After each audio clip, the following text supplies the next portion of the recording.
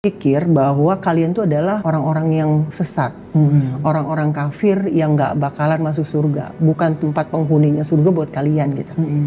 Bahkan saya punya teman-teman tidak seiman dengan aku, ya bawaannya pengen gue islamin gitu. Bagaimana Tuhan memberikan mujizat pertamanya apa? Saya itu bisa ngobatin adik saya yang sakit bertahun-tahun. Cuma ngomong gini, Tuhannya orang Kristen, tolong ya adik saya sakit kepala nih lama banget. Dulu pernah kecelakaan, ICU kan, koma. Tolong ya Tuhannya orang Kristen, dalam nama Tuhannya orang Kristen, Yesus Kristus, adik saya sembuh. Kamu tahu sampai sekarang sembuh. Itu mujizat pertama yang gila, gue kan belum percaya Yesus. Gue panggilnya aja Tuhannya orang Kristen. Oke. Yang berikutnya, suara itu bilang gini, Lucy anakku, baptislah dirimu beserta suamimu. Jadi sampai baptis pun Tuhan yang suruh. Shalom, salam sejahtera bagi kita semua. Berjumpa lagi dengan saya di channel Penabur Benih. Saudara yang dikasihi Tuhan, kita akan kembali mendengarkan kesaksian seorang murtadin, di mana artis ini menerima Yesus sebagai Tuhan dan Juru Selamatnya secara pribadi dalam kehidupannya. Sebelumnya ia berlatar belakang Muslim dan juga dia adalah artis dan orang tuanya adalah kiai, dan bahkan mereka adalah orang yang begitu taat. Tetapi ketika mereka mengalami mujizat melalui Yesus Kristus, adiknya disembuhkan dari sakit penyakit yang dialami, sehingga ia mau menerima Yesus sebagai Tuhan dan Juru Selamatnya secara pribadi. Karena mujizat Tuhan nyata dalam keluarga mereka. Satu keluarga percaya, seisi rumah diselamatkan. Saudara yang dikasihi Tuhan, Tuhan kita Yesus Kristus sudah selalu memberikan pesan dan juga perintah bagi orang yang percaya kepada Yesus Kristus. Matius 28 ayat 17 sampai 20 mengatakan, ketika melihat dia, mereka menyembahnya, tetapi beberapa orang ragu-ragu. Yesus mendekati mereka dan berkata, kepadaku telah diberikan segala kuasa di sorga dan di bumi. Karena itu pergilah, jadikanlah semua bangsa muridku, dan baptislah mereka dalam nama Bapa dan Anak dan Roh Kudus, dan ajarlah mereka melakukan segala sesuatu yang telah kuperintahkan kepadamu. Dan ketahuilah, Aku menyertai kamu senantiasa sampai kepada akhir zaman. Firman Tuhan ini begitu jelas, saudara yang dikasihi Tuhan, di mana perintah Tuhan kita Yesus Kristus memberikan ruang kepada kita untuk memberitakan Allah yang benar, yaitu hanya di dalam Yesus Kristus. Tuhan Yesus memberikan satu perintah, dua keyakinan, dan juga Ia memberitahu kepada kita bahwa orang yang percaya harus diajar, dibaptis melalui kuasa Roh Kudus. Dan Yesus sudah mengatakan bahwa jadikanlah semua bangsa muridku.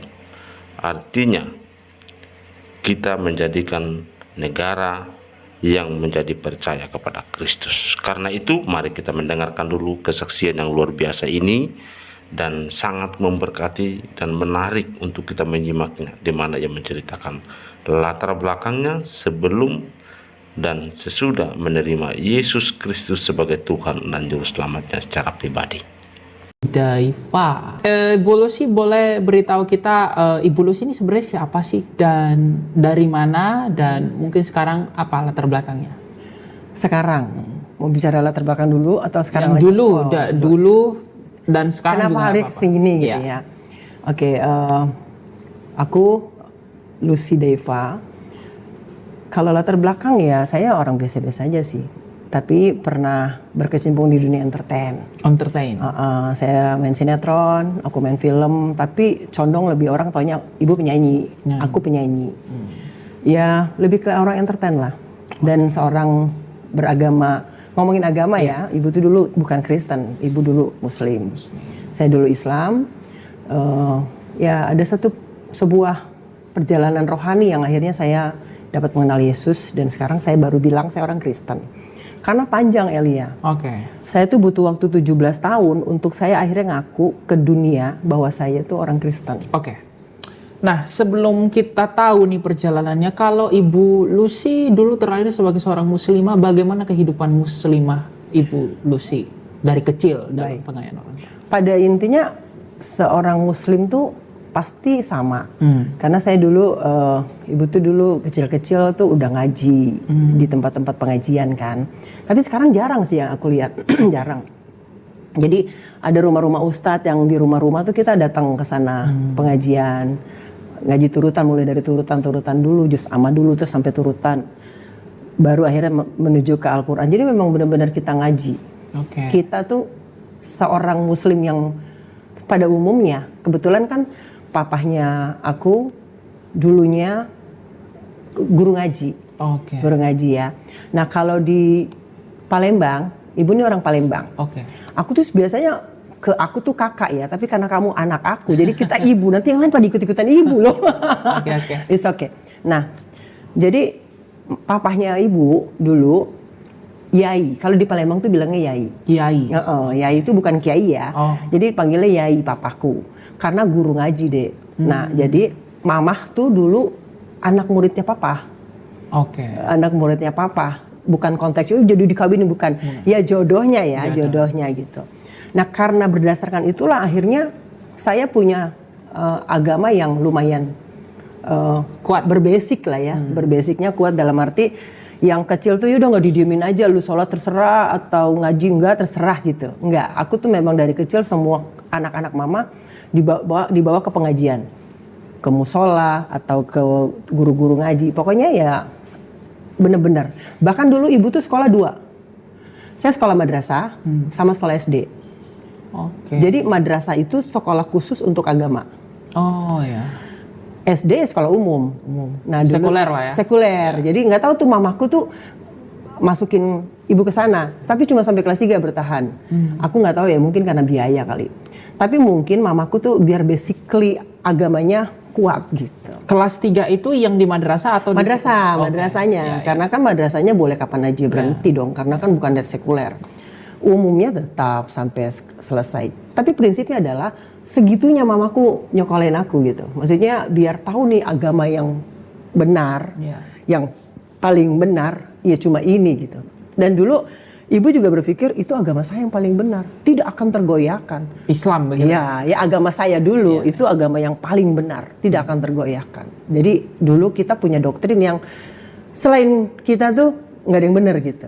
Doktrin kami ya, doktrin kakak ya, doktrin ibu ya memang gitu. Ya, pokoknya, memang paham itu lahir karena memang dibesarkan di orang tua yang cukup mengerti agama, ayah juga seorang yai yang guru ngaji begitu ya. Berarti dari kecil memang sudah memiliki basic atau pemahaman tentang Islam yang baik. Begitu. Ya, betul, menjalankan. Tapi pada akhirnya kita akan lompat kepada bagaimana pada mulanya apa yang membuat ibu pada akhirnya mulai sadar tentang kekristenan dan sebelum pada akhirnya mau memutuskan untuk percaya. Jadi tahun 2004 itu ibu menikah. Menikah dengan seorang pasangan ya, seorang suami. Masih dalam Islam ya? Iya dong, kan kami menikah juga secara Islam. Secara Islam kami menikah. Pokoknya nggak pernah melirik apapun tentang orang Kristen. Gitu ya. Jadi ibu tuh berpikir bahwa kalian tuh adalah orang-orang yang sesat, orang-orang kafir yang nggak bakalan masuk surga, bukan tempat penghuninya surga buat kalian gitu.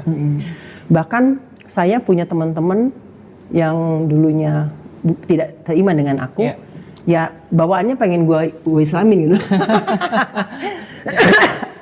Termasuk aku punya pacar. Sebelum punya suami ini, aku punya pacar nih, pemain sinetron juga.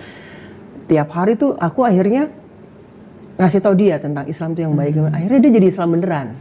Jadi Islam beneran yang bener-bener jadi Islam gitu. Kalau aku berbeda, aku justru pengen maksudnya ya pengen semua orang yang tidak mengenal agamaku, dalam arti Tuhanku yang dulu harus, apalagi orang Kristen. Nah aku punya sahabat sampai sekarang itu luar biasa. Namanya Mawar. Ini kemarin ikut kesaksian saya, ikut ibu nyanyi pelayanan kita kan. Nah itu kita kenal di usia 18 tahun waktu ibu lulus SMA. Karena dia ibunya Islam, bapaknya Kristen. Dia ikut bapaknya. Nah, ibunya tuh nyuruh aku lah kira-kira biar gimana caranya mempengaruhi dia gitu ya. Nah, singkat cerita nggak bisa dia dipengaruhi dalam arti ada satu hal lah ya. Tetapi yang mau ibu sampaikan, akhirnya bagaimana saya dapat mengenal kekristenan. Nah, setelah ibu menikah, kami menikah secara Islam kan. Karena suami ibu dulu, dia itu dulu memang Islam semua, latar belakangnya Islam. Tapi menikah dengan saya, abu-abu menurut saya. Suami ini? Calon suami, dia abu-abu tuh, El. Waktu dia abu-abu, nggak bener nih, nggak bisa deh nikah, ya udah Islamin lagi dong. Daripada abu-abu kan, nggak jelas, jadi Islamin. Even dia KTP-nya Islam, tapi sadatin lagi. Akhirnya kita menikah. Habis menikah, dia kena santet, El. Oh, kena santet. Jadi aku harus cerita ini kemana-mana pasti ceritanya sama karena kita bersaksi nggak boleh berdusta, ya kan? Dan akhirnya waktu dia kena santet 1,5 bulan kita obatin mulai dari medis semua ya, sampai check up itu nggak ada apa-apa, sampai ke guru-gurunya ibu ya. Kan kami punya guru kan dulu, guru spiritual kan. Ya spiritualnya yang benar ya, bukan begini. Sampai yang begini ya, dalam arti guru spiritual ada yang begini. Nah konteksnya intinya nggak ada yang bisa sembuhin. Inilah yang membuat saya terbelolok dengan orang Kristen, terbelalak mataku. Karena 1,5 bulan kita sudah obatin dan ada satu masa di mana dia udah mau mati malam itu, udah badan kurus kering, kurus banget menurut saya ya, kayak orang yang sakitnya tuh gimana sih udah tinggal tulang gitu, ya. Intinya dia udah mau selesai, terus akhirnya bapaknya telepon, diundang kita ke Bali. Bapaknya kan udah pada Kristen, bapaknya, mereka satu persatu ya terima Yesus. Aku nggak pernah pikirin itu tadinya, karena aku taunya karena anaknya abu-abu, insiden kan, keluarganya nantilah bagian nanti pikir aku. Nah akhirnya kita datang ke Bali, dia doain nih, kakak singkat aja, didoain sama orang-orang Kristen. 1,5 bulan El, dia nggak makan El, cuma minum pakai aqua gelas, pakai sedotan kecil, karena dia merasa badannya ditimpah sama batu, mau jalan, mau berdiri, mau tidur. Jadi dia tuh ngerasa banget. Nah, dan ibu ini dulu memang siksen. Jadi waktu kena teluh itu kami ngerasain semua. Aku tuh tahu banget. Nah singkat cerita didoain nih.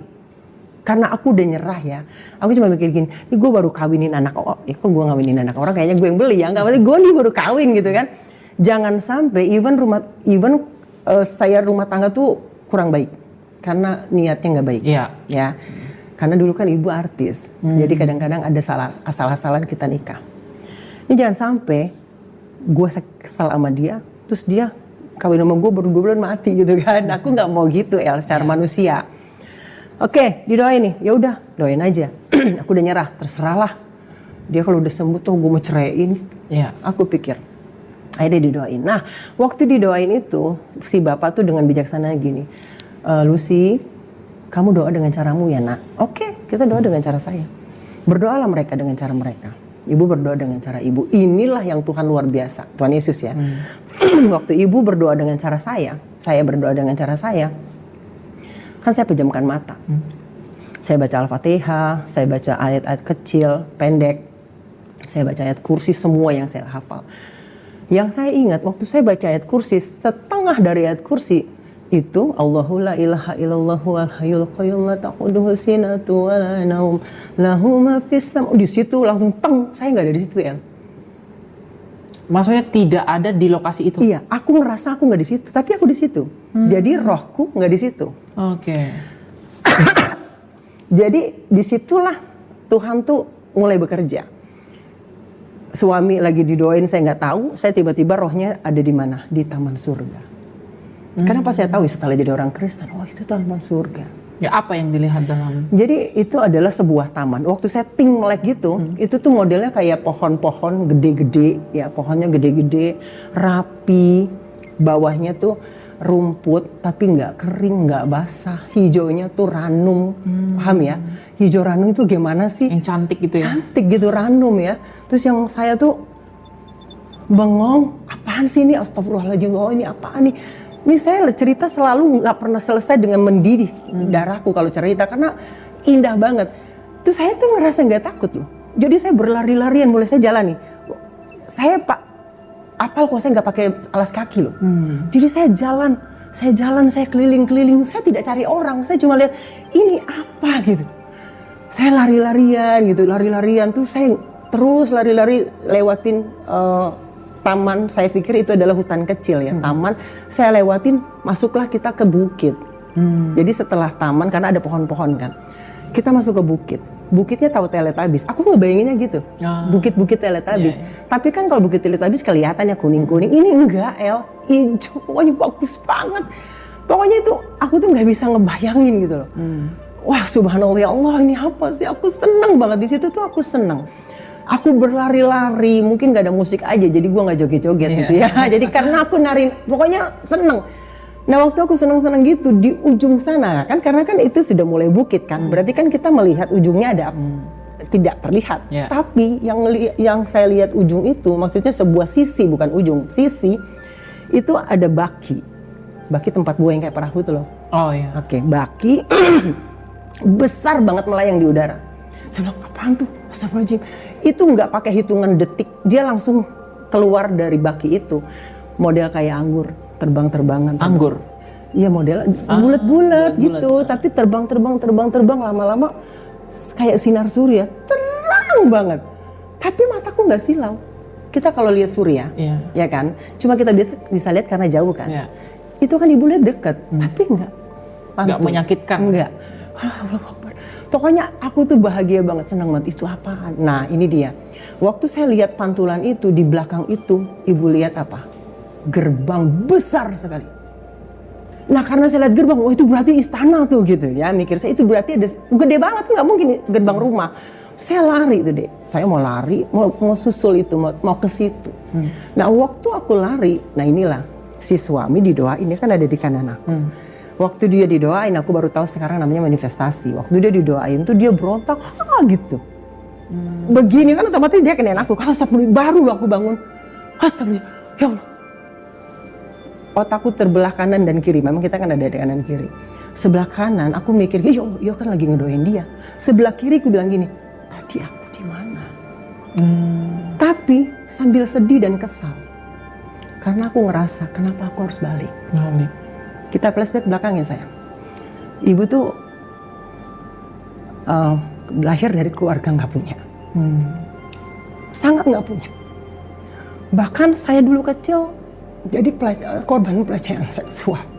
Jadi saya tuh ngerasa hidup saya sampai dengan saat itu, hidup saya tuh nggak bahagia. Saya menderita, sangat menderita buat saya. Jadi waktu saya kecil saya ngerasa karena saya sudah nggak punya harapan hidup. Wanita mana sih nggak punya mahkota? Bahkan udah jadi bual-bualan pada saat itu. Jadi aku ngerasa tuh udah nggak sempurna hidup aku. Akhirnya tumbuh remaja, jadi makin rusak. Ya. Karena ngerasa dulu kecil udah rusak, ternyata terjunnya di dunia malam. Kan ibu dulu akhirnya jadi penyanyi malam. Bukan karena apa-apa, karena mau bantu orang tua waktu itu. Karena mau bantu orang tua jadi ikutan. Dulu niatnya cuma nyanyi malam itu 2 bulan. Untuk mama bisa nikahin kakak saya. Tapi ternyata karena dapat duitnya lumayan kita lanjut. Tapi ternyata disitulah saya malah lebih terjun lagi bebas. Jadi aku pikir, gue kan udah gak punya harta, sekalian aja rusakin badan aku gitu. Ngerti ya sayang? Jadi aku ngerasa diriku udah hancur-hancurnya, rusak, maaf. Sepanjang saya di situ, narkoba udah saya jalanin semua. Narkoba saya jalanin. Jadi saya ngerasa seks bebas udah saya jalanin. Jadi saya ngerasa hidup saya tuh gak sempurna. Makanya ketemu sama si laki-laki ini, jadi sebenarnya ada aja manfaat. Tapi itulah baiknya Tuhan. Saya cuma mikir gini, Tuhan tuh ternyata sebelum saya sayang dan kenal Yesus udah baik. Waktu saya punya talenta nyanyi kan, saya kan anak nggak punya, siapa sih yang mau bawa saya untuk bisa nyanyi gitu ya dek. Terus akhirnya ternyata Tuhan kasih kesempatan saya bisa jadi penyanyi mulai dari kafe-kafe ke Ancol. Enggak, pertamanya di panggung ke panggung, lalu ke Ancol, lalu ke kafe-kafe, lalu akhirnya rekaman ke TV. Bisa punya sinetron, bisa orang lihat saya. Prinsipnya waktu itu cuma ibu satu, saya memperbaiki ekonomi keluarga. Waktu itu saya cuma pingin mau begitu. Saya nggak mau ibu saya selalu dihina keluarganya. Saya nggak mau adik-adik saya tidak sekolah susah seperti saya. Jadi saya niatnya gitu, tapi niat baik saya barengi dengan merusak diri saya. Jadi waktu itu akhirnya pas kita tuh mau nikah sama dia karena saya mau dikontrak ke Jerman. Jadi waktu itu 2004 itu tahunnya saya, debutnya saya dan tahunnya aku. Kita mau ke Jerman. Nah, waktu kita mau ke Jerman, ini ternyata brokernya ya. Mamaku nggak boleh aku ke Jerman, dan dia ada udang lah di balik bakwan. Ya udah, oke lah, kawin aja, nanti nggak beres gua ceraiin aja lu di Jerman, gue cari bule. Jadi niatnya udah sama-sama nggak bagus ya. Ya nggak bagus, aku nggak bagus. Nah, singkat cerita adalah, jadi aku tuh ngerasa karena aku tidak bahagia karena bolak-balik ibu mau bundir, bolak-balik OD, berusaha untuk mati deh gitu, tapi nggak mati-mati. Oke. Jadi intinya OD aja berapa kali gitu waktu itu ya. Jadi pada saat aku ngerasa aku lagi ada di suatu tempat yang indah, gue nggak mau balik dong. Kakak nggak mau balik kan. Ya, makanya ada satu sisi di mana hatiku hancur. Kenapa gue balik lagi sih gitu? Iya. Itu sebenarnya. Karena gitu. Sudah melihat indahnya. Padahal nggak tahu loh kalau itu apaan kan. Iya. Cuma ngerasa, oke. Nah akhirnya udah nih didoain. Kamu tahu gak apa yang terjadi? Inilah yang membuat saya bengong. Dia muntah-muntah tuh ya. Waktu dia muntah-muntah, didoain kan muntah-muntah. Waktu dia muntah, itu bau comberan loh ya, muntahan dia. Bahkan dia punya keringet, itu bau. Itulah kuasa gelap. Ya, sekarang aku tahu kan. Nah singkat cerita, muntahin gitu, udah nih akhir selesai. Ini yang membuat aku luar biasa. Hebat juga nih doanya orang Kristen gitu. Kaget gitu ya? Kaget, kenapa? Dia 1,5 bulan nggak bisa makan. Kan tadi ibu cerita, lapar. Makan dong. Kaget gak aku? Makan? Serius? Oke, ambil nih.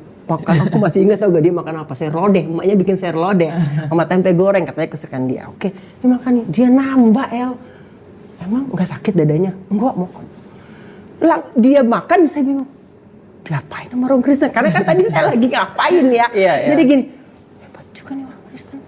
Oke, pokoknya bingung. Nah, Bapak Mertua ngomong gini, Lucy, yang aku ingat cuma dia bilang gini, Lucy ini loh Pak Pendeta, aku ingat namanya Pak Abraham, dulu juga Muslim kayak Lucy. Dia seorang ustadz di sebuah pesantren gitu. Oh oke. Wah begini nih pasang taring. Goblok dasar kok bisa gitu aku ya. Tahu gak langsung debat kalau sekarang. Ya? Kalau sekarang kan debatnya pakai ini, kita enggak langsung debat cep. Kalau sekarang kan kita diserangnya pakai jempol. Enggak, dulu tangan saya tunjuk ke hidung dia. Serius, saya bilang. Pokoknya akhirnya saya tanya, maksud saya nanya sinis kan. Kenapa kamu jadi orang Kristen gitu? Dia cerita, katanya bersaksi, kan kita nggak tahu. Yeah. Dia bersaksi belum selesai sampai sekarang nggak tahu saya kesaksian apa, yang saya ingat tukang kerupuk gitu doang. Tapi karena kita kan selubung kita ditutup, pikiran kita ditutup. Jadi dia cerita kebenaran kita nggak mau dengar. Saya dulu, makanya itu yang terjadi sama saudara-saudara kita yang lain. Oke? Akhirnya saya cuma begini, udah stop. Kamu aja yang imannya tipis, manusia kamu bilang Tuhan gitu, sama nggak? Apa saudara-saudara kita yang lain begitu. Sampai hari ini ya. Itulah karena memang kita tuh ditutup seperti sesuatu dengan doktrin ya. Akhirnya udah selesai nih. Fase di situ udah selesai. Walaupun masih bingung. Nah, ini dia. Fase berikutnya malam. Malam dari hari itu? Iya, hari itu kan sudah sore. Terus malam saya sholat. Waktu itu bulan puasa. Saya sholat di rumah, saya nggak ke masjid. Saya sholat di rumah sampai akhirnya di ujung saya sholat saya doa. Nah inilah yang selalu saya jadikan senjata buat siapapun yang konseling sama saya, Muslim atau orang yang tantang saya. Saya berdoa seumur hidup saya pada saat itu, usia aku 27 tahun. Saya cuma bilang gini dalam doaku. Di ujung sholat kita doa. Saya bilang, ya Allah, Engkau siapa? Sambil menangis gitu kan, ngerasa gue tuh sengsara banget sih, menderita banget. Udah gue menderita, gue kawin ternyata juga begini gitu kan. Lu tuh siapa? Saya bilang. Kau tuh siapa? Enggak lu lah ya. Allah, Engkau tuh siapa? Kenapa Engkau begitu jauh ya Allah? Kenapa aku begitu jauh dari Engkau? Rasanya tuh jauh banget gitu. Allah kami ya dulu ya. Terus aku bilang gini, ya Allah, kata mereka, gue bawa lu orang Kristen yang ngomong-ngomong katanya Allah itu Yesus. Saya bilang, ya Allah, kata mereka itu yang tadi pada kesaksian kan? Engkau itu Yesus. Astagfirullahaladzim, ya Allah, ampuni saya ya Allah. Karena kan haram dong, bawa lagi dalam sholat. Padahal kan gak paham. Kata mereka, engkau itu Yesus ya Allah ampuni aku ya Allah, ya Allah ampuni aku. Ampuni mereka, doain loh. Aku doain mereka loh. Ampuni mereka ya Allah, mereka kafir, mereka tersesat. Tolong ya Allah bawa mereka kembali ke jalan yang benar. Nah ini dia, ada kata yang digaris merahi. Tapi ya Allah, kalau aku yang salah, kalau engkau memang Tuhan, kalau Engkau Yesus itu adalah Tuhan, tunjukkanlah kepadaku ya Allah. Kata tapi itunya kata Tuhan dalam ya sekarang dong gue bilang ini dia celahnya gitu ya kira-kira. Udah amin, tidak ada yang terjadi sayang. Nggak ada yang terjadi ya setelah doa itu. Saya cuma ngerasa doa aja. Tapi selang beberapa hari kemudian, selang beberapa hari aku mimpi. Itu mimpi di per 3 malam. Emang bener di per 3 malam kan aku ingat bangun sekitar di jam mau subuh tapi belum subuh. Saya dibawa ke alam barzah. Kami dulu kan taunya alam barzah kan. Alam penantian kan. Nah itu Elia, itu banyak miliaran manusia yang bersama saya. Ini posisi saya saat ini kanan, kiri, depan, belakang, sisi kanan, sisi kiri. Jadi kita tuh nggak bisa bergerak. Dan suasana di sana tuh kelabu, bukan gelap gulita, kelabu yang mencekam. Ya, sinarnya tuh, ya pokoknya kelabulah mencekam, yang sangat menakutkan. Dan semua orang berteriak, tolong, entah laki entah perempuan, tolong. Karena semua berteriak, kita teriak nggak? Ya, secara psikologi orang teriak, kita teriak dong. Nah, karena kita ngerasa nggak bisa bergerak nih. Astagfirullah, ya Allah Tuhan, tolong. Semua tolong, saya pun sama. Teriak, tolong. Maksudnya gini, saya banyak orang, kok bisa ketakutan? Tadi sendirian ya, happy. Akhirnya waktu saya tolong, lama, singkat cerita aja, di atas kepala saya itu langit. Terbuka Elia. Terbuka, jereng, terang. Saya lihat awan. Ada suara keluar dari situ. Ngomong begini, Lucy anakku, kamu mau pulang, gitu doang. Nah, orang tersesat mau ngapain? Ya Gael. Manusia kan cuma satu, kata kamu bilang, ketakutannya apa? Karena takut mati. Terus orang mau apa pada saat tersesat? Mau pulang. Tuhan bilang, sekarang tahu Tuhan ya, dulu nggak tahu. Iya, nggak tahu. Jadi kalau ngomong sekarang selalu dibilang Tuhan, makanya selalu dibilang bohong orang Kristen, karena kan ngomonginnya sekarang. Kamu mau pulang. Nah, aku teriak-teriak gini deh, kayak anak kecil. Ya Tuhan, aku mau pulang. Nanti aku jelaskan semua gambarannya, aku kasih tahu. Aku mau pulang. Tuhan bilang apa? Tuh. Waktu Tuhan bilang tuh, kakak tuh menengok ke kanan. Ternyata Tuhan nunjukin jalan. Kalau sekarang mah map. Kalau itu tuh jalan seperti, memang jalanan yang tempat kita pulang. Elia rumah punya. Biasa pulang lewat mana tahu dong. Oke. Oh iya Tuhan, aku mau pulang ya, aku pulang. Tahu gak Tuhan bilang apa? Belum tentu. Sekarang ngomong Tuhan ya, suara itu bilang apa? Belum tentu. Terus aku jawab, kok belum tentu Tuhan? Masih ketakutan. Suara itu bilang apa? Kan kamu maunya lewat situ, jalan aja. Nanti sambil jalan kau pulang, akan aku kasih tahu pulang ke rumah Bapak. I think this my father. Maksudnya ayah kandung, ayahku, karena kan aku manggilnya Bapak kan. Ibuku Mama, bapakku Bapak aku manggilnya. Oke, gitu ya, oke. Udah gue bangun. Aku bangun, menggigil badanku, meriang. Kayak dapat ilham ya, meriang takutan, ngambil wudhu, sholat malam, nungguin sholat subuh, kita sholat. Pokoknya ketakutan. Oke, balik lagi nih. Setelah itu dapat ke asar. Ibu sholat nih, belum kanan dan kiri, belum kanan nih dek. At-tahiyatus mubarakatus thayyibatulillah assalam, pokoknya gitu. Ada suara dek di tengah-tengah, kan belum selesai gue baca tuh. Suara lagi, suaranya sama, ngomongnya gini. Lucy anakku, kalau kau mau mengenal aku, bacalah aku. Wih, kaget tuh. Elia sini kakak bisikin, kalau bisikin pelan-pelan, ini udah gede. Kan kita lagi sholat, astagfirullahaladzim, langsung buru-buru, assalamualaikum, cari orangnya. Di balik lemari gak ada. Ke siapa sih tadi gitu? Oke. Bacalah aku gitu. Iya, bacalah aku. Terus akhirnya, lu siapa? Aku bilang, kok siapa sih gitu, kok suaranya kencang banget itu, lu siapa gitu. Terus lama-lama, terus tuh ngomong deh, aku lagi masak, suaranya lagi nyapu suaranya. Terus aku tanya gini, lu siapa sih, kalau lu setan, lu pergi sana gitu. Tapi kalau lu malaikat, gue buat tenang, mana gue tahu kalau Tuhan bisa ngomong dong. Gue pikir kan malaikat dan setan doang yang bisa ngomong. Karena dulu, ya Tuhan itu gak bisa ngomong, gak bisa kita dengar gitu ya. Betul, terlalu jauh, makanya gue bilang kenapa kok begitu jauh ya kan. Kalau setan kakak bisa ngomong, serius. Aku bisa ngomong, genderuwo sama tuyul, sama kuntilanak. Serius deh, benar. jangan. Oke. Oke, terus jadi gue bilang, lu kalau setan sana lah gitu. Tapi kalau malaikat buat aku tenang. Jadi gue malaikat buat aku tenang, aku. Jadi suara itu ngomong terus. Dan itu bisa berhari, pokoknya satu hari itu tuh bisa beratus kali. Jadi kan kita ngerasa, apa sih, terganggu ya. 1, 2, aku lupa di hari apa. Mungkin pokoknya di hari apa itu aku lupa. Pokoknya saat itu saya tuh nyelonjoran di kamar. Jadi saya tuh nggak ngurusin si suami yang lagi diobati sama pendeta. Karena dia kan urus sama pendeta sendiri, kan nggak ada kaitannya dengan saya. Saya pikir gitu ya.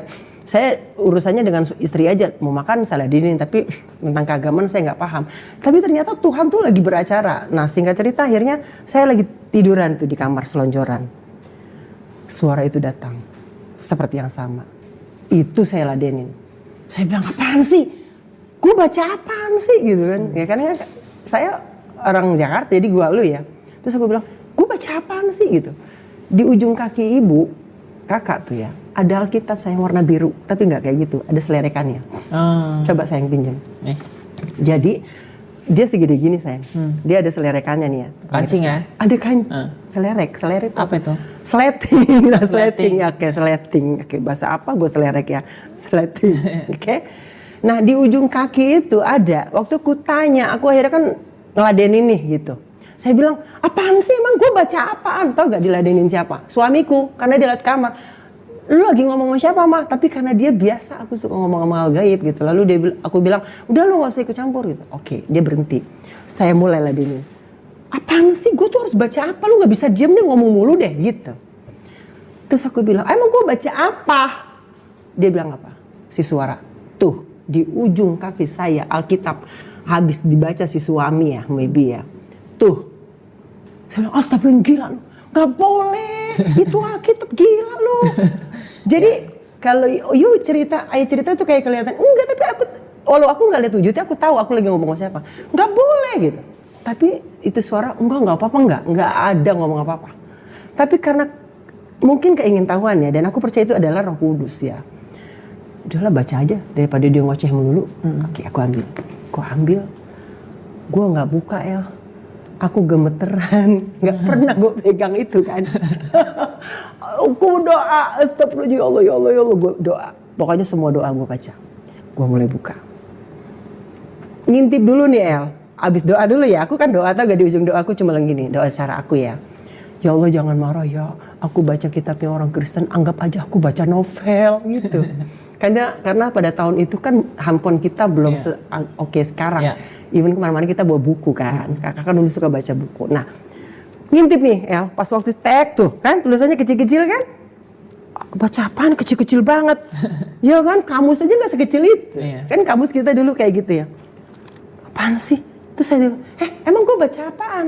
Bacalah tentang aku. Baru Tuhan ngomong lagi. Suara itu. Bacalah tentang aku. Terus aku bilang, emangnya lu siapa? Ini dia ngomong gini. Yesus. Jadi dengerin ya teman-teman. Yesus tidak bilang, waktu aku tanya engkau siapa? Dia nggak bilang Yesua Hamasiah, enggak. Dia bilang Yesus. Ya, mudah-mudahan mengerti artinya ya. Oke. Terus saya bilang, oke. Saya cuma bilang, oke.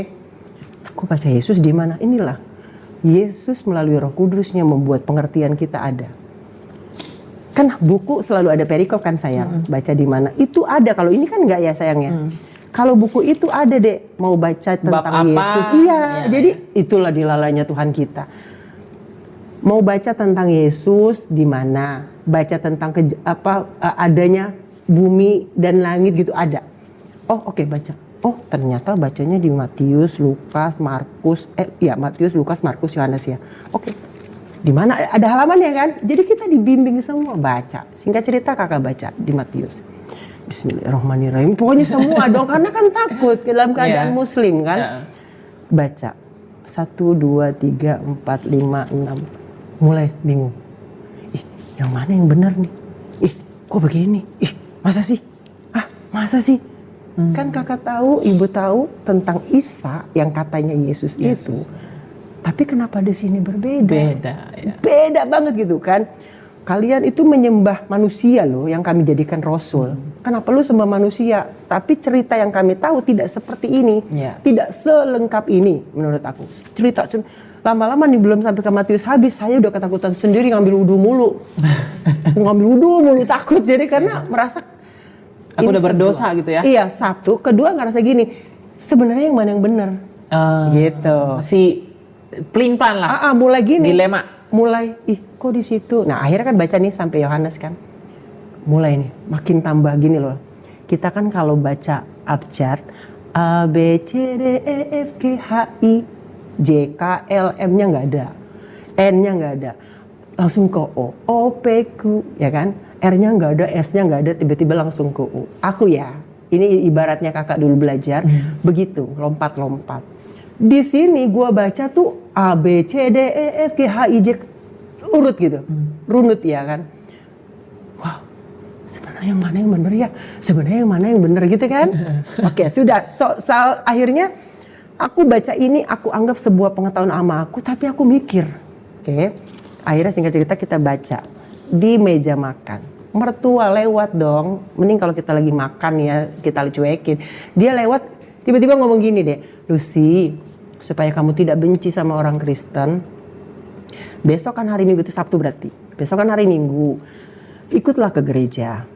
Enggak, kamu enggak jadi murtad kok, kan jadi pemerhati gitu. Tahu gak dek apa yang ibu lakukan? Saya banting Alkitabnya. Kaget kan? Kan malu saya baca Alkitab. Kan selama ini baca di kamar mandi. Saya banting cep gitu ke bawah. Saya diem, gak bisa ngomong apa-apa. Oke, udah selesai lah. Akhirnya diambil sama si suami. Si suami masuk ke dalam, saya maki-maki. Pokoknya kakak, ibu galak banget lah ya, antagonis. Saya bilang gini, lu denger ya, lu mau masuk Islam lagi, gua masa bodoh, gua gak pikirin, terserah lu. Agama lah, kumdinukum oleh adin toh. Saya bilang gitu, lagi dinukum oleh adin, tapi lu ya jangan bawa-bawa gua ya ke agama lu. Si suami bilang gini, siapa yang bawa-bawa lu ke agama gua gitu. Jangan bawa gua ke gereja. Si suami gini, siapa yang bawa lu ke gereja? Tuh bapak lu tuh ngajak-ngajak gua ke gereja. Galak banget deh. Pokoknya masih banyak taringnya ya. Tahu gak si suami cuma bilang gini, kan si bapak cuma ngajak, kalau kamu nggak mau ya jangan. Ya nggak bakalan, gue mau, gila, najis tau gak, haram. Beneran. Oke, singkat cerita tidur lah sayangnya. Besok subuh kakak bangun, ibu bangun, subuhan. Mereka sibuk dong mau ke gereja kan. Karena mereka gereja jam 7 di lembah pujian. Lalu gitu ya. Terus singkat cerita jam 6-an gitu mereka sudah mulai mau ke mobil. Aku diam di kamar kan, ya udah silakan pergilah, bodo amat gitu ya dek. Mereka waktu mau keluar kan udah pamitan, masuk lagi dek. Masuk lagi si suami. Saya bilang, no, sebelum dia masuk, waktu dia sudah pada keluar, aku mandi. Aku tuh, gue mau tiduran aja. Tapi aku tuh kayak berasa dibangunin. Dibawa ke kamar untuk mandi. Okay. Karena kan saya dulu biasa tuh ngomong sama malu-malu gue yang mana yang putih, ya jadi gue ikutin aja. Mau ngapain nih gue mandi nih? Habis mandi sampai, tau gak, sampai baju Tuhan pilihin. Sekarang tahu Tuhan kan. Dulu buka koper nih. Kan kita dari Jakarta buka koper. Lu baju ini. Bajunya atasnya putih, bawahnya tuh kembang-kembang merah. Ingat banget karena dipilihin si Suara. Gak sampai 5 menit aku berdandan cantik. Dia juga gak sampai 5 menit masuk ke dalam kamar. Gue bilang, dia ngomong gini si suami. Lu mau kemana mah? Bali dong deh, usia kakak masih muda. Gila lu, dalam hati dia mungkin, gue mau ke gereja, lu mau ngelipir lo ke Bali, ke pantai, pikir dia pasti. Terus dia bilang gini, kamu mau kemana? Kamu tau gak si suara kanan saya ngomong gereja. Terus gue dengan telantang, gereja. Terus yang luar biasanya, karena mungkin dia sakit. Kalau dia gak sakit, dia orangnya super ngeyel. Bisa lu dia bilang gini, lu aja lu semalam maki-maki gue lu. Sekarang aja lu mau ke gereja, apaan lu gitu kan bisa, ini enggak. Oh ya udah, tapi nanti ya mobilnya mogok sayang. Ya udah gue udah cakep, gue mau keluar aja lah gitu. Kita keluar nih di bangku teras. Ya udah gue tunggu di luar aja. Oke. Aku tuh belum duduk sayang, udah pagi. Gini nih, belum duduk, mobilnya nyala. Dahsyat ya. Dulu nggak tahu apa-apa, nyala udah. Itu nganggap sebagai hal yang kebetulan aja gitu. Menurut aku, ya udah nyala. Aku nyala, aku duduk di kiri mobil paling tengah. Kamu tahu gak apa yang aku lakukan? Aku doa sepanjang jalan. Allahu Akbar, astagfirullahaladzim ya Allah, ngapain gue ke gereja? Allahu Akbar, astagfirullahaladzim ya Allah, gue kafir dah. Aduh ya Allah, gue murtad, aduh ya Allah. Pokoknya satu ketakutan, kedua menenangkan gini. Udah, biar lu tahu ngapain aja tuh orang Kristen di gereja. Gitu, jadi oke lah, ikutin aja. Toh gue nggak jadi orang Kristen, pengen tahu. Gue pengen tahu orang Kristen ngapain sih di gereja. Ya pengen tahu lah ya, intinya gitu. Bila perlu nanti kita santet-santetin. Menurut saya bukan santet, apa sih, kita lawan gitu saya ya. Ada masuk ke gereja. Inilah Tuhan dahsyat. Kamu pernah ke lembah pujian gak yang di Bali? Oke. Jadi di lembah pujian tuh turun dari mobil, masuknya lewat jalan gini terus dia ke atas. Nah waktu dia ke atas itu dia ada kolam renang. Saya maki-maki gini. Ngapain kolam renang dibangun depan gereja? Emang sinting orang gereja ya? Kolam renang dibangun depan gereja. Oh, habis pada ibadah mandi semua di sini. Saya bilang gitu. Tahu gak Tuhan tuh ngomong apa? Nanti kamu aku tabiskan di sana. Aku bersihkan di sana. Apaan sih?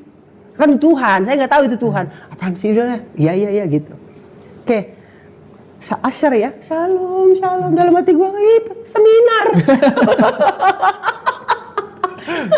Saya kan dulu masih muda suka ikut-ikutan seminar apa gitu ya.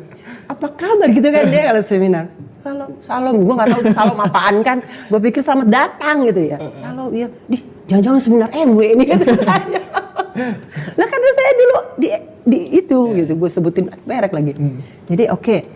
Masuk nih bapak mertua tuh di belakang. Lalu mertua bilang gini, Lucy, kamu kan masih baru datang, supaya karena kamu tamu, kita duduk di belakang ya nak. Benar gak bapak mertua ngomong? Si suara ngomong apa? Depan. Saya bilang enggak pak, depan. Depan, ayo depan. Jadi saya gerek-gerek mereka bertiga gerek. Depan mimbar apa panggung? Saya bilangnya panggung ya. Depan panggung saya duduk jebrok aja, plek. Disamperin dong sama orang-orang pakai jas. Permisi ibu, maaf, nggak boleh di sini. Itu tempat mereka lagi pada nyanyi itu ya. Oh oke. Saya nggak mau di belakang gitu. Singkat cerita, ada kursi sayap kanan. Anyway 2 atau 3 saya nggak tahu. Akhirnya saya duduk. Nah udah dapatlah ibadah lah kalian. Saya nggak tahu itu. Pokoknya ibadahnya ngapain. Yang saya tahu kalian pada sinting. Kenapa? Kalian pada konser bukan pada ibadah. Nyanyi kan? Mulai dari tepuk tangan, nangis. Ya kan, ketawa, haleluya, apalagi terus jingkrak, nangis lagi, gila kali ya. Saya duduk aja loh saya. Astagfirullahaladzim ya Allah ya Tuhanku.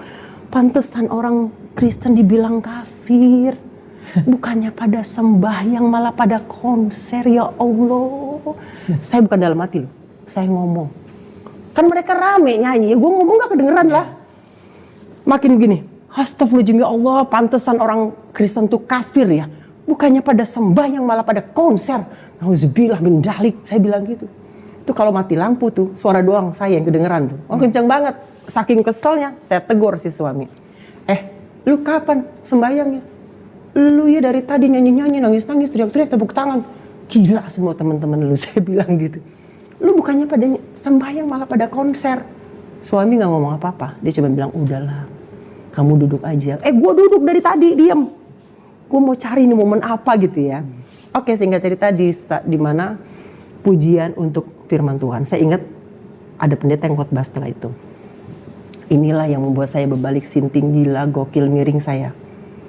Lagu itu dibawakan. 1, 2, 3 sampai beref-ref. Gantian saya yang gila. Saya nangis Elia. Astagfirullahaladzim, teriak-teriak saya sampai ke bawah-bawah nangis. Sampai ke bawah-bawah itu kan kursinya kursi apa sih kalau gereja kayak gitu kan. Saya peluk-pelukin kursi yang di sebelah saya mungkin ya. Ngapain tuh orang gitu kan ya, gantian gitu. Tapi itu saya nggak peduli, kayak ngerasa tuh masalah yang tadi saya ceritakan, tumpah ruah di situ. Saya cuma bilang, Allahu Akbar, engkau di mana? Kenapa engkau nggak ada buat aku? Katanya engkau peduli karena lagunya Allah mengerti, Allah peduli segala persoalan. Nah, lagunya nggak ada bahasa Yesusnya. Kenapa gue ikutin El? Bagus nih lagu, nggak ada bahasa Yesusnya. Dari hati dulu penyanyi, cuy, penyanyi. Dengerin sekali, 2 kali, lama-lama boleh nih. Mulai ikut nyanyi. Satu perkara yang lama-lama Allah ganti Allahnya. Kan bah oleh gue ngomong Allah ganti. Allah mengerti hati Allah peduli ya segala. Saya kayak orang gila pokoknya. Sampai akhirnya selesai kan tuh lagu, selesai. Gue nggak selesai karena masih kan gitu ya. Pulang gereja ada yang terjadi, nggak ada apa-apa. Karena cuma dikorek ya. Saya pikir adalah kita dikorek masalah-masalah kita. Dari lagu itu relate banget dengan kehidupan aku. Aku ngerasa kenapa Allah tuh nggak peduli sama gue? Kenapa Allah tuh nggak mengerti sama gue? Nggak ada tuh, gue jadi kayak gini, pokoknya nggak ngerti. Makan, abis makan aku bilang mau dong gue didoain. Ada lo pikiran gitu. Dalam hati nih, hati di sini ya, dalam hati. Ini si suami ya, kena santet, didoain doang, sembuh. Kayak ngeliatnya sembuh gitu ya, walaupun dia masih proses. Kayaknya gue masih, kalau gue kan sakit jiwa, aku bilangnya sakit jiwa deh, aku sinting. Kalau sekarang, kalau sebelum NPD bipolar ya, bipolar ke NPD, aku tuh sakit. Jadi aku ngerasa gue kayaknya cuma sakit mental, sakit jiwa, bolehlah didoain. Aku bilang, lu kapan bapak lu ada doa-doaan lagi, gue mau didoain, bisik-bisik. Dasar si comel mulai, lu sih minta didoain pak. Oke. Masuklah hari Selasa apa Rabu, apa namanya, Komsel dulu namanya, Kul apa Komsel, FA. Oke, mereka datang, ini di bawah nih, kan FA. Ya Lucy kita mau doakan, tapi kita doakannya pakai nama Yesus loh, Lucy nggak apa-apa gitu kan pasti ya. Nggak apa-apa, dalam hati gue, ya silakan aja, emang gue jadi orang Kristen habis didoain kan, enggak gitu. Oke, didoain sayang. Waktu belum didoain, itu lagu tadi lo dibawain lagi lo. Kan mereka nggak tahu aku di gereja sayang. Dibawain lagi tuh lagu tadi. Yang tadinya saya merinding-rinding dan teriak-teriak di kursi, sekarang sampai geletak-geletak di kursi, di lantai. Yang satunya saya merasa hati saya gimana, yang satunya nih boleh ketawain boleh enggak ya. Saya bingung sama bahasa orang Kristen. Mereka kan pada ngedoain saya apa? Sandal lama, kuraba-raba. Apaan yang mau diraba-raba? Saya pikir saya mau diraba-raba. Ya, kan pakai bahasa orang karena saya tahu. Ya udah singkat cerita akhirnya mereka doain saya. Saya nggak bisa diem terus, dada saya sampai sesek yang hari Minggu sampai ke Rabu itu apa Selasa saya lupa. Pokoknya merasa saya tuh nggak selesai. Tapi kamu tahu siapa yang selesaikan? Bukan pendeta, bukan mereka. Satu sosok tiba-tiba masuk ke dalam kerumunan. Kan saya di tengah-tengah toh. Saya dari guling-guling sampai saya bangun. Saya pegangin dada saya remes, saya bilang, kalau gue mau mati deh gitu. Gak kuat. Walaupun mungkin perempuan dibilang paling kuat, saya udah gak kuat gitu. Ada satu sosok tiba-tiba masuk ke dalam kerumunan, kita kan semua lagi pada duduk. Dia cuma gini, pegang dada saya. Besar sekali, pegang dadaku, aku langsung diam. Rasanya sejuk banget. Diam. Setelah aku diam, barulah mereka pada diam. Selesai amin, aku cari orang yang jamah saya tuh. Saya cari kemana-mana tuh, sampai ke kamar mandi nggak ada. Karena kan saya walaupun begini-begini kan lihat dong, waktu saya merem gitu. Ditanya nih sama si suami, kamu nyari apa? 3 kali dia tanya. Akhirnya ketiga kali saya bilang, tadi ada laki-laki. Saya tahu laki-laki, karena walaupun saya tahu lah itu laki-laki. Tadi ada laki-laki jamah dada gue. Makanya gue diem. Kayak gimana orangnya? Ada gak di sini? Nggak ada. Tinggi besar, saya bilang tinggi besar. Dia pakai jubah putih. Nggak putih, gading gitu loh. Putih-putih yang kuningan. Yang gading gitu. Rambutnya panjang. Kok dia berkilau-kilau ya? Dengan polosnya saya bilang. Karena saya rasain banget waktu dia gini, saya melek dikit itu kilauannya. Kok dia berkilau-kilau ya? Si suami langsung, haleluya, Lucy dijamah Yesus. Aku sikut dia, apaan sih lu? Masih lo nggak menyadari itu. Oke, singkat cerita, apakah ibu, kakak langsung percaya Yesus? Enggak. Udah kan Yesus sendiri tuh? Tetap enggak. Saya belajari. Dia masih di situ berobat. Saya pulang ke Jakarta. Saya bilang, saya bawa Alkitabnya, bawa. Saya bawa Alkitab, saya baca. Sebelahnya Al-Furqan. Jadi kalau Al-Furqan itu lebih dari Al-Quran. Maksudnya nggak cuma bahasa Al-Qurannya aja ya, bahasa Arabnya aja. Kalau Al-Furqan tuh ada artinya dan ada terjemahannya dan ada maknanya. Ya. Jadi aku baca tuh deh, gue nggak mau belajar dari siapa gue malu. Misalnya nih, tapi kan Yesus itu manusia, dia itu kan diserupakan. Yo, itu kan doktrin kita. Gak mungkin. Kamu tahu gak? Ditunjukkan ayat, tapi saya gak bisa ngomong di sini. Ditunjukkan ayatnya di mana bahwa sesungguhnya dia itu bukanlah yang disalibkan. Sesungguhnya Yesus Isa di situ diserupakan. Sebenarnya ada dalam kurungnya, tapi aku nggak boleh sampaikan di sini. Nanti kita ngomong di luar ini. Waktu saya kaget, hah, gitu loh. Akhirnya singkat cerita saya baca kanan kiri, tapi banyak banget mujizat Tuhan yang sepanjang itu akhirnya Tuhan berikan kepada saya. Bagaimana Tuhan memberikan mujizat pertamanya apa? Saya itu bisa ngobatin adik saya yang sakit bertahun-tahun.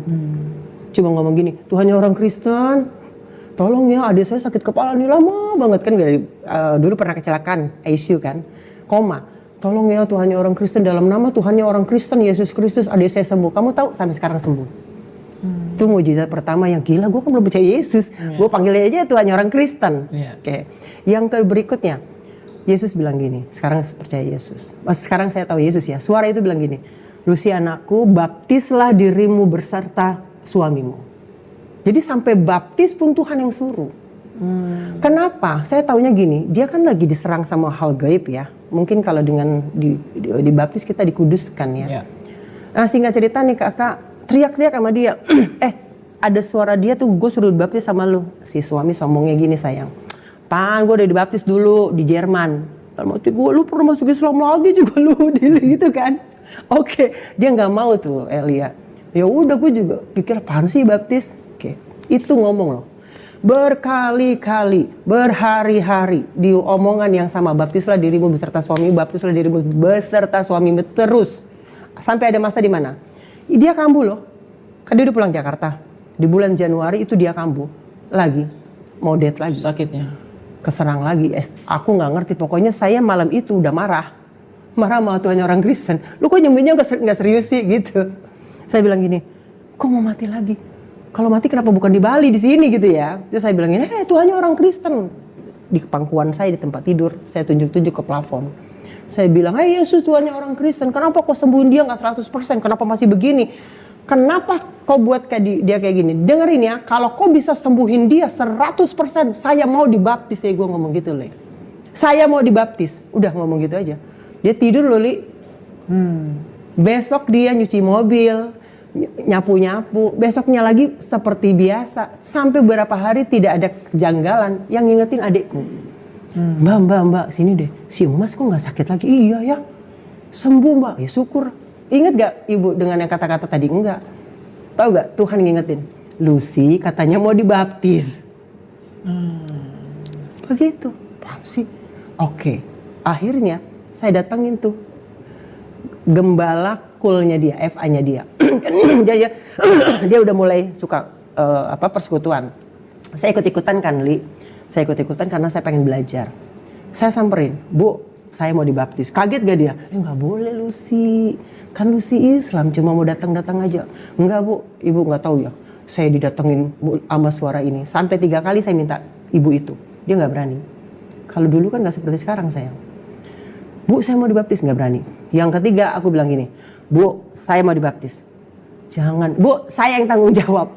Dulu mah nggak ada surat itu kali ya. Saya yang tanggung jawab kalau ada apa-apa. Ibu nggak tahu ya dikejar-kejar goib ya. Jadi saya dulu bilangnya goib. Nggak tahu ya ibu dikejar-kejar goib. Oh iya oke. Singkat cerita jadilah dibaptis. Baptis. Nah ini dia. Waktu saya dibaptis, ngikutin aja kan. Terus waktu di air dicelupkan itu kayaknya biasa aja. Waktu dikembalikan itu yang membuat saya berbeda. Astagfirullah, kok beda ya? Ada sesuatu yang nggak bisa saya gambarin gitu. Dan ditambah dengan ada beberapa burung yang menarik. Kenapa? Karena saya dibaptisnya di tempat terbuka. Di Manggalawana Bakti kalau merenang. Tadi tuh gak ada burung gitu. Dan kok keren banget. Pokoknya singkat cerita udah. Berarti katanya aku jadi orang Kristen ya? Enggak tuh. Oh enggak, gue cuma suruh dibaptis bukan jadi orang Kristen. Ngeyel sayang. Sampai terus berlanjut 17 tahun. Pada akhirnya udah percaya Yesus. Tapi saya tetap berdiri di dalam pendirian saya. Saya coba bilang, enggak, gue gak pernah pindah agama. Karena yang gue baca tentang Yesus, Yesus tidak berkata tentang pindahnya keyakinan, pindahnya agama. Yesus cuma bilang, kenalilah aku. Ya, hanya lewat aku saja kunci kerajaan surga aku pegang. Satu, yang kedua, akulah jalan dan kebenaran dan hidup. Itu firman yang benar-benar melekat dari aku. Untuk aku, tidak ada yang bisa datang ke surga tanpa melalui aku. Jadi Yesus tidak bilang lu harus jadi orang Kristen dulu lu baru jadi bisa masuk surga. Enggak kan? Enggak ngomongin agama. Jadi dengan dasar itulah aku selalu bilang enggak, gue nggak pindah agama. Gue cuma percaya Yesus adalah Allah Subhanahu Wa Taala. Mau gue diapa-apain, pokoknya selesai itu. Tapi nggak ngomong kemana-mana, gitulah sayang. Tapi yang membuat aku tuh merasa luar biasanya ada sesuatu yang membuat aneh orang-orang di sekitarku. Jadi menurut mereka, terlepas dari aku menyembunyikan Yesus, tapi pekerjaan Yesus yang tidak bisa orang pungkiri. Karakterku berubah sayang. Wah. Itu orang-orang di sekelilingku yang melihat itu gitu. Yang merasakan bahwa kalau sekarang berbeda ya gitu. Lebih takut, dan gue dulu takut akan dosa, jadi takut dosa gitu. Misalnya aku berbohong, aku takut gitu Li. Karena di dalam Alkitab dikatakan tidak boleh berdusta. A bilang A, B bilang B. Benar bilang benar, tidak bilang tidak. Nggak ada abu-abu. Disitulah aku selalu belajar untuk nggak ada bila Tuhan izinkan tapi gue bohong gitu ya kan. Nggak berani. Jadi intinya, walaupun aku menyembunyikan Yesus untuk keimananku pribadi, tapi karakter itu yang bersinar orang-orang yang tidak mengenal Yesus itu yang rasakan. Even aku 17 tahun sayang. Dan nanti ya? Bukan penanti. Gue berdiri di 2 kaki. Oh iya. Jadi waktu masuk politik sampai bisa jadi seseorang, mereka taunya aku Muslim, makanya bisa masuk gitu. Dalam artian taunya gitu. Kenapa akhirnya ibu bertobat? Bisa akhirnya mengakui ya. Di setelah 17 tahun. 2021, COVID kan? Umur berapa waktu itu Elia 2021? Oh berarti 5 tahun yang lalu ya. 2021 saya kena Delta. Itu udah COVID yang kedua. Saya udah nangis semalaman itu udah berhari-hari sayang. Itu tanggal 12 Juni apa Juli aku lupa. Pokoknya saya udah kena Delta, udah sakit banget. Ada malam itu saya sudah ngerasa kayaknya saya mau selesai. Saya nangis Eli. Kan ibu akhirnya bercerai nih sama suami ya. Di 2018 saya bercerai, ketok palunya. Tapi 2016 saya pisah sudah. Anak dibawa sama dia Li. 5 tahun lebih saya tidak berjumpa. Singkat cerita, dalam perjumpaan saya baru Maret, April, Mei, Juni, berarti kan baru 3 bulan saya dapat berjumpa lagi dengan anak saya, bersama lagi. Tiba-tiba saya sakit kan. Saya merasa mau selesai. Malam itu saya kembali kepada Tuhan Yesus. Bukan berarti saya tidak kembali, saya bersama Yesus tapi abu-abu kan. Malam itu saya bilang gini, saya nangis karena saya isolasi sendiri, anak-anak di bawah. Puji Tuhan waktu itu ada bibinya yang urus. Aku bilang gini, ya Allah, ya Tuhan, Tuhan Yesus ampuni saya Tuhan. Saya bilang ampuni saya. Semalaman Eli. Tuhan tolong Tuhan, gak kuat. Karena gak kuat loh, sakitnya sakit banget. Dan aku gak mau dibawa ke Wisma Atlet. Dan pertama saya gak mau diperiksa, tapi saya punya teman dokter kan. Jadi indikasi ada semua benar, aku gak mau. Karena kedeteksi langsung dibawa, anak-anakku sama siapa. Jadi aku isolasi sendiri dan aku cuma bilang, Tuhan jangan ambil nyawaku, Tuhan tolong aku. Tuhan menangis, merajuk sama Tuhan. Tuhan tolong, Tuhan saya baru berjumpa dengan anak saya yang hilang hampir 6 tahun ya, konteks hilangnya tanda kutip. Saya bilang Tuhan tolong saya Tuhan, kalau saya nggak ada anak-anak sama siapa, masih kecil-kecil. Saya nangis sepanjang malam. Kamu tahu apa yang terjadi? Sepanjang malam berjam-jam. Akhirnya Tuhan bicara. Sekian lama Tuhan tidak bicara. Apakah Tuhan meninggalkan kita? Sebenarnya enggak. Kadang-kadang, tapi dalam firman Tuhan juga kadang-kadang ada masa di mana Tuhan meninggalkanmu, ada firman itu dalam artian waktu Tuhan ninggalin kita karena kita yang mau ninggalin dia kan ibu akhirnya hidup lagi dalam keduniaan gitu loh deh, udah kenal Tuhan tapi abu-abu tadi. Tuhan bilang apa? Enyahlah kau dari hadapanku, aku tidak mengenal engkau. Firman Tuhan bukan? Tapi ini audible, dia katakan aku nggak kenal kamu Lucy. Apa yang gue lakukan? Tambah kejer Li, nangis tambah kejer. Merasa buset nih malam ini gue selesai, gue pindah alam. Terus malaikat cuma bilang gini, maaf namamu gak ada di dalam buku kehidupan. Sementara aku sudah 17 tahun tuh kenal Yesus, ke gereja Li, dapetin mujizat, dapetin pokoknya kebaikan Tuhan tuh merasakan semua, tapi gimana pada saat Tuhan bilang, aku gak kenal lu gitu, ya kan? Nah, saya nangis, makin nangis. Di ujung tangisan itu, berjam-jam lagi, saya bilang begini dengan kerendahan hati, inilah yang Tuhan selalu harapkan dari mulut kita, anak-anak Tuhan yang lakukan dosa lagi. Waktu Tuhan menantikan apa, ini yang Tuhan nantikan. Tuh, saya bilang gini, jadi Tuhan, apa yang harus aku lakukan untuk menyenangkan hatimu? Aku bilang gitu. Ya. Baru Tuhan ngomong lagi. Tuhan bilang apa? Aku mau kamu menyaksikan apa yang telah aku perbuat dalam hidupmu di hadapan orang banyak. Jadi Tuhan mau kakak bersaksi, ibu bersaksi. Ya. Tahu, aku nggak main teding eleng-oleng, langsung aku bilang, yes Tuhan, aku mau. Kakak bilang gitu. Aku bilang, aku mau. Ada tapi. Manusia suka nawar-nawar kan. Tapi Tuhan, kan gereja tutup. Di mana dong aku bersaksi? Tahu gak Tuhan bilang apa? YouTube. Jadi Tuhan bilang YouTube, teman-teman. Lu sini ngawurnya benar. Karena apa? Dimundur ke belakang 2021, 2020 Desember, COVID pertama kan. Waktu saya kena COVID pertama dan dua anak saya, yang satu, maksudnya kami berdua kena COVID yang pertama, itu kami isolasi mandiri. Tuhan pakai anakku untuk mengingatkan, tapi aku belum mau. Jadi waktu yang pertama itu Tuhan ingatkan lewat anakku. Kita lagi isolasi, aku di kamar, dia nonton YouTube, lalu dia bilang gini, mama sini deh, nih lihat nih ibu-ibu kayak mama dulunya Muslim. Akhirnya singkat cerita ibu nonton kesaksian wanita itu, sekarang jadi teman pelayanan ibu, namanya Ibu Sarah Ayu, bukan istrinya Abi, namanya Ibu Sarah Ayu, pendiri Islamic Center. Dulunya mau bikin Islamic Center.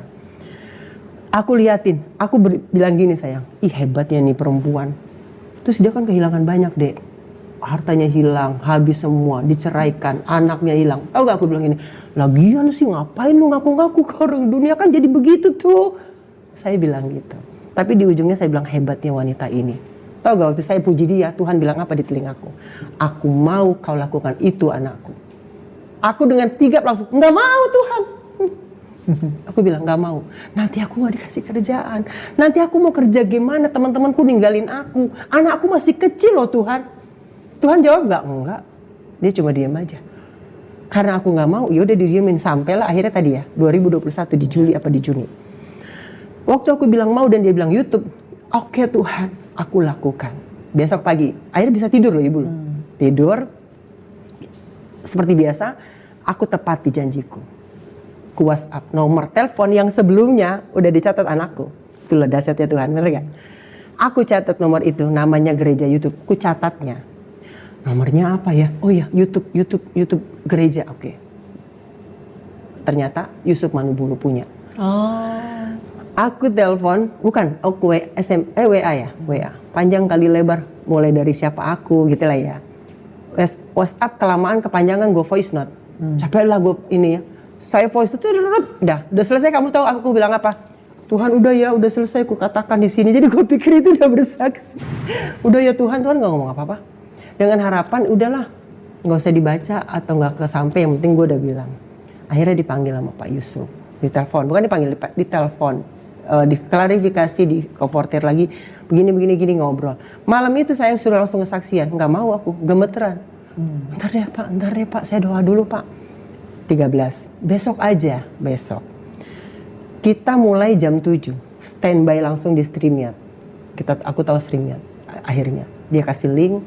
Kita udah mulai, saya langsung, ntar Pak, gak bisa nafas deh. Langsung aku gak bisa nafas saat itu. Pak maaf Pak, saya kayaknya gak jadi deh kesaksian, kenapa? Saya gak bisa nafas Pak, badan saya gemeteran gak bisa nafas. Ternyata kan itu iblis. Kamu tahu pending 30 menit doain saya. Itu Pak Pendeta Yusuf Manubulu dengan anaknya.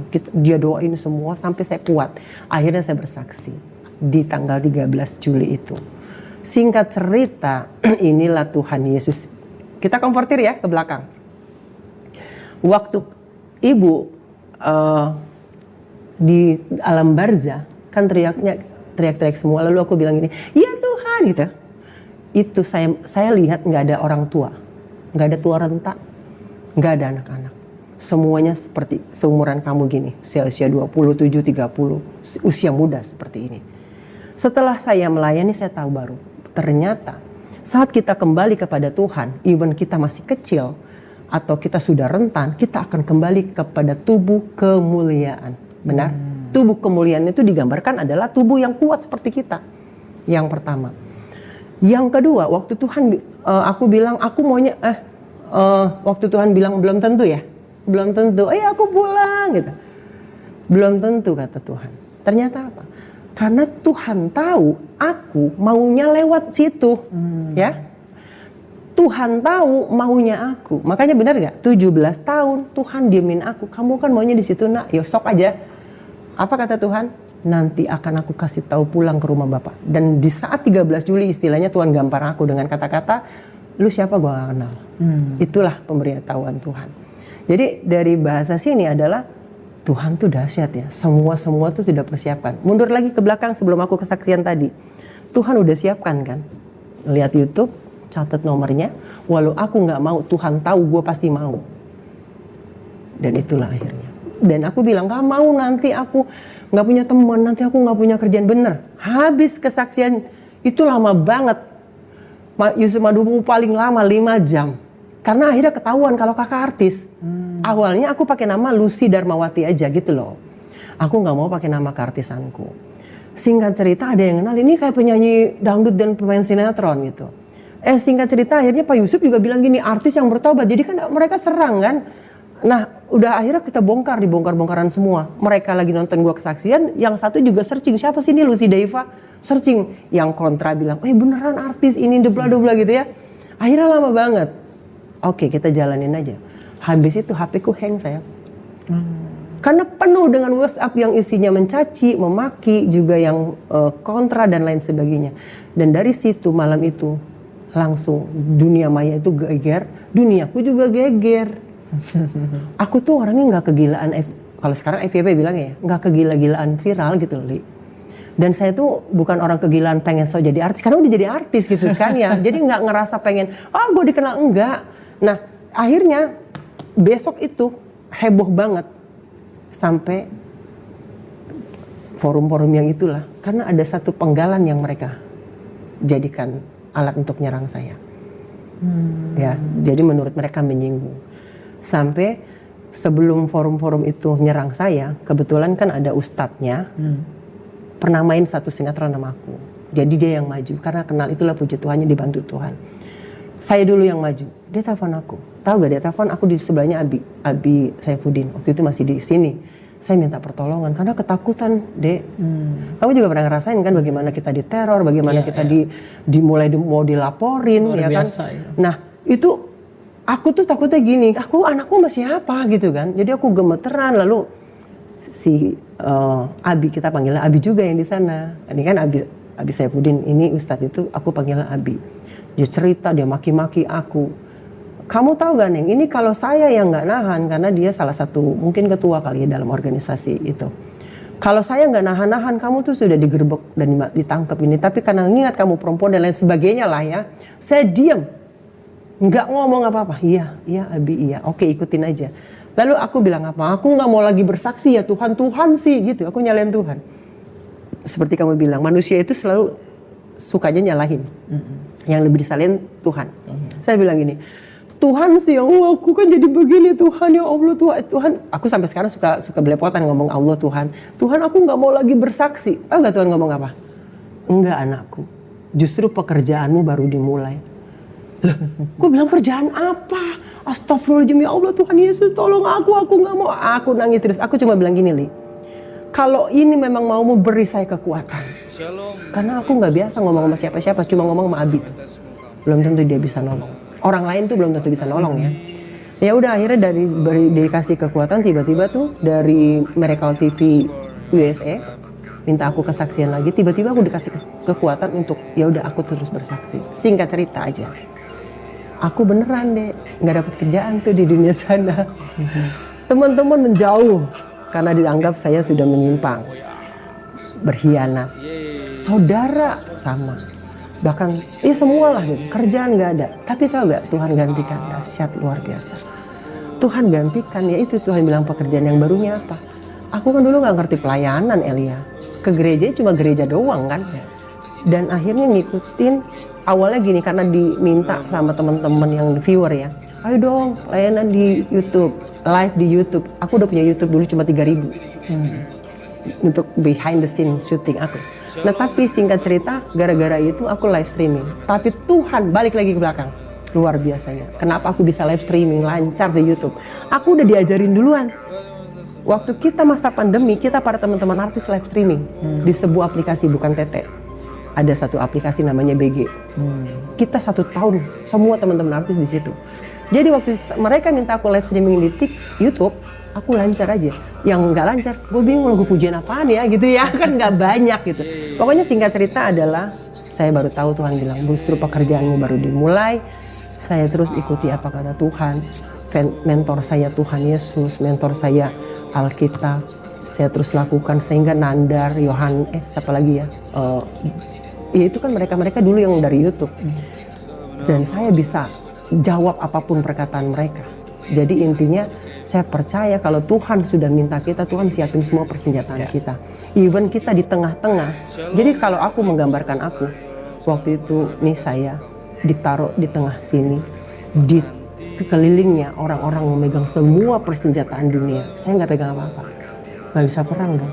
Tapi Tuhan cuma saya kasih saya satu apa, hikmat dari Tuhan, kalah semua. Itu yang saya akhirnya mengerti bahwa pada saat kita bergantung sama Tuhan, Tuhan siapin semua. Walaupun kita dibuang di dunia lain, maksudnya di dunia dibuang, nggak dianggap, nggak sama sekali apapun, bahkan nggak punya uang, Tuhan siapin semua. Dan sampai detik hari ini, Ibu berkata, pekerjaan yang Tuhan maksud, pekerjaan di ladang Tuhan. Ya. Gitu ya. Luar biasa ya, sepanjang kesaksian ini kita mendengar bagaimana story dari awal sampai akhir, bagaimana kesulitan yang dilalui Bu Lucy sampai hari ini, bagaimana Tuhan, ya kadang Tuhan itu membiarkan kita memilih apa yang kita mau agar kita sadar bahwa kita ini orang bodoh. Pilihan-pilihan kita itu menyesatkan kita, dan pada akhirnya seperti bagaimana Tuhan mendatangi Bu Lucy dan pada akhirnya memberitahu harus bagaimana, dan sampai sekarang bisa tak bertahan dalam pelayanan. Itu adalah kemurahan hati Tuhan. Yes, amin.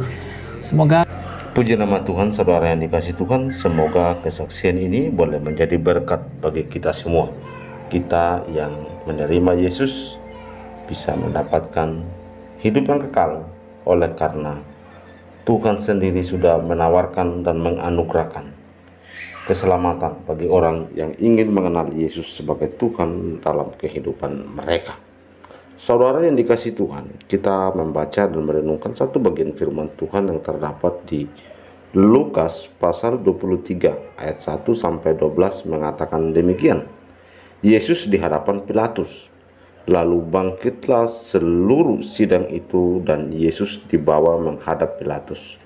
Di situ mereka mulai menuduh dia, katanya, telah kedapatan oleh kami bahwa orang ini menyesatkan bangsa kami dan melarang membayar pajak kepada Kaisar. Dan tentang dirinya ia mengatakan bahwa ia adalah Kristus, yaitu Raja.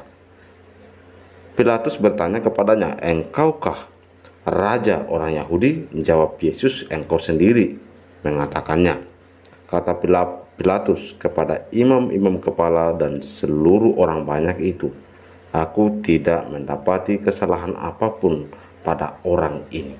Tetapi mereka makin kuat mendesak, katanya, ia menghasut rakyat dengan ajarannya di seluruh Yudea. Ia mulai di Galilea dan sudah sampai ke sini. Ketika Pilatus mendengar itu, ia bertanya, apakah orang itu seorang Galilea? Dan ketika ia tahu bahwa Yesus seorang dari wilayah Herodes, ia mengirim dia menghadap Herodes yang pada waktu itu ada juga di Yerusalem. Demikian firman Tuhan, saudara yang dikasih Tuhan, di mana Lukas 23 ayat 1 sampai 12 di sini sudah sangat jelas, dan kita bisa memberikan satu judul, yaitu musuh jadi sahabat. Dalam dunia politik ada istilah tidak ada musuh, tidak ada kawan. Yang ada adalah kepentingan. Sebenarnya imam-imam kepala dan ahli-ahli Taurat tidak suka dengan pemerintahan Romawi. Oleh karena ada kepentingan menyingkirkan Yesus, mereka memakai jalur hukum Romawi.